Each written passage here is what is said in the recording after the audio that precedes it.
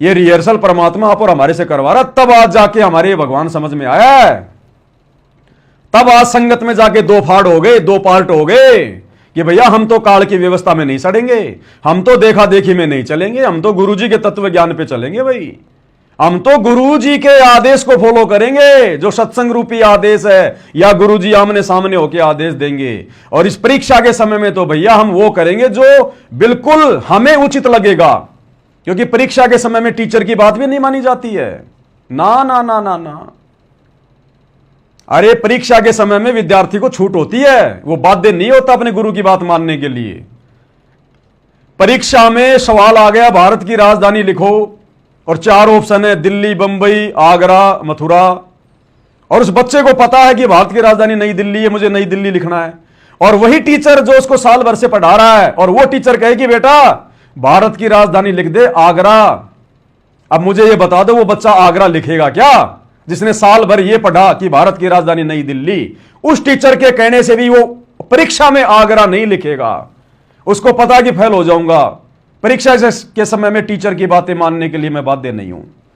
तो ये 2014 बरवाला कांड से लेकर जब तक गुरुजी सार जेल से बाहर नहीं आते, तब तक हम भक्तों की परीक्षा का समय है। अब इस परीक्षा के समय में गुरुजी चाहे हम कितने उल्टे सीधे आदेश क्यों ना दें, किसी के माध्यम से भी क्यों ना दें, हमने केवल उन्हीं आदेशों को फॉलो करना है जो आदेश गुरुजी ने हमें पढ़ाई पढ़ाते समय दिए थे, हमें सत्संगों में दिए, नित्य नियम में दिए। यह है मेन पॉइंट। हम बाध्य नहीं है वर्तमान में गुरुजी के किसी भी आदेश को मानने के लिए, फॉलो करने के लिए। परमात्मा ने तत्व ज्ञान दे दिया, मनुष्य शरीर है, बुद्धि विवेक दे दिया, और ऊपर से खुद गुरुजी कह रहे हैं बार बार, बच्चों तुम्हारी अग्नि परीक्षा चल रही है। तो ये परीक्षा का समय है ना हमारा। तो परीक्षा के समय में हम गुरु के उन आदेशों को भी मानने के लिए बाध्य नहीं है जो आदेश गुरुजी के ही ज्ञान के खिलाफ हों। अब देख लो ये मूर्खों की भीड़, इनको तो गुरु आदेश भी नहीं दे रहा, गुरु के नाम पे गुरु का परिवार इनको भ्रमित कर रहा है, और ये भ्रमित हुए जा रहे हैं। तो ये जहाज में बैठकर जाने के योग्य है क्या? इसलिए परमात्मा कहते हैं ये संसार विघन की घाटी, कोई निकलेगा बिरला सूर। तो ये रिहर्सल तो सत्सयुगों की हो रही है, सतलोक जाने की।